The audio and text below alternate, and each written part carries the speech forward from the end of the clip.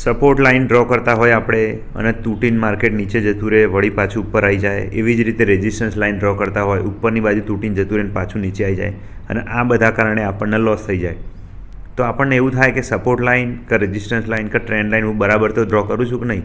જો આવી તકલીફ થતી હોય ને તો એકદમ બેઝિક વિડીયો બનાવું, જોઈ લેજો અને એને થોડુંક ફોલો કરજો. મારી એટલી જ તમને એક સલાહ કે થોડુંક ફોલો કરશો ને તો સારું રહેશે. જો પહેલાં આપણે લોકો ટ્રેન્ડ લાઇન કઈ રીતે ડ્રો કરીએ, જેમ કે અહીંથી આ પોઈન્ટ લઈ લઈએ અને આ નીચેનો પોઈન્ટ કનેક્ટ કરી દઈએ. આ રીતે આપણે એક લાઇન ડ્રો કરતા હોઈએ, બરાબર, અને આના આપણે સપોર્ટ લાઇનના માપી દેતા હોઈએ.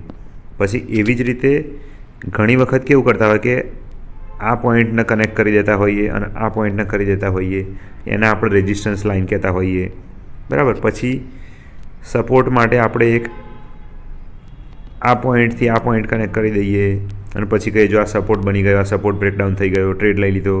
એટલે થાય ક્યારેક ક્યારેક એ કામ કરી જતું હોય. પણ જો તમને હવે એક સ્પષ્ટ વાત ચોખ્ખી કહું તો તમે આ રીતે સપોર્ટ લાઇન ડ્રો કરતા હોવ ને આ રીતે, તો એ ખોટું જ કહેવાશે. કેમ કે સપોર્ટ એ પર્ટિક્યુલર એક પ્રાઇઝનો ના હોય, અથવા રેઝિસ્ટન્સ જે તમે ગણો પર્ટિક્યુલર એક જ પોઈન્ટનો ના હોય, એ આખી એક રેન્જ હોય. મતલબ કે જો અહીં હું મારી વાત કરું તો મારા આ ભાવે જો સપોર્ટ કે રેઝિસ્ટન્સ ડ્રો કરવો હોય ને રેઝિસ્ટન્સ, તો હું આ રીતે એક આખું બોક્સ દોરીશ.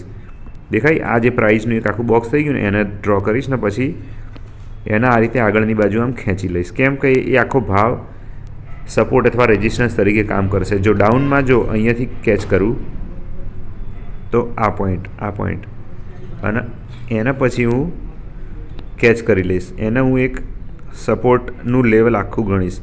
મતલબ કે એવું ખાલી કોઈ એક પોઈન્ટ અથવા તો કોઈ એક પ્રાઇસ આ રીતે આમ નહીં ડ્રો કરી દઉં કે ભાઈ આ સપોર્ટ થઈ ગયો અથવા તો પછી આ પોઈન્ટ રેઝિસ્ટન્સ થઈ ગયો. જો આ પોઈન્ટ જ રેઝિસ્ટન્સ હોત, ફક્ત આ પોઈન્ટ એકલો રેઝિસ્ટન્સ હોત, તો પછી આ બીજા બધા પોઈન્ટનું શું?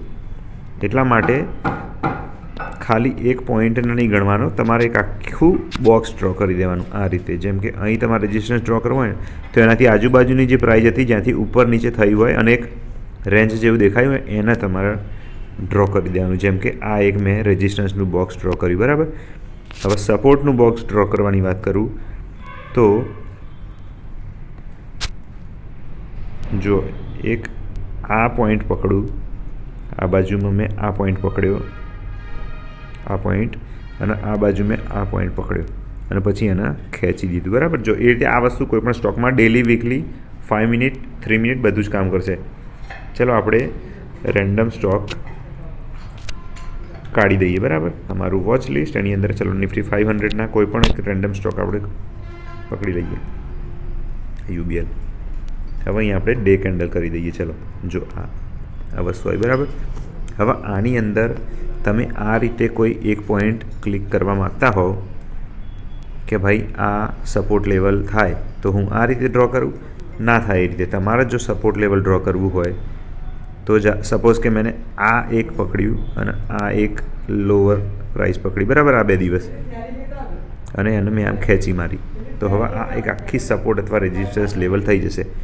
જો એ જ રીતે મેં અહીંયા એક આ પકડ્યું અને અહીં એક આ લો પ્રાઇસ પકડી અને એને પછી મેં આમ ખેંચી કાઢ્યું, તો એ એક સપોર્ટ કે રેઝિસ્ટન્સ તરીકે કામ કરશે. જો અહીંની વાત કરું તો સપોઝ માની લો કે આ પ્રાઇસ પકડીએ અને એક આ પ્રાઇસ પકડીએ, તો એ પણ એક સપોર્ટ રેઝિસ્ટન્સ તરીકે કામ કરશે. તો એક આખી લાઇનના ડ્રો કરતાં આખી રેન્જ ડ્રો કરવા ઉપર તમે પ્રેફરન્સ આપો, ફાયદો ચોક્કસ મળશે.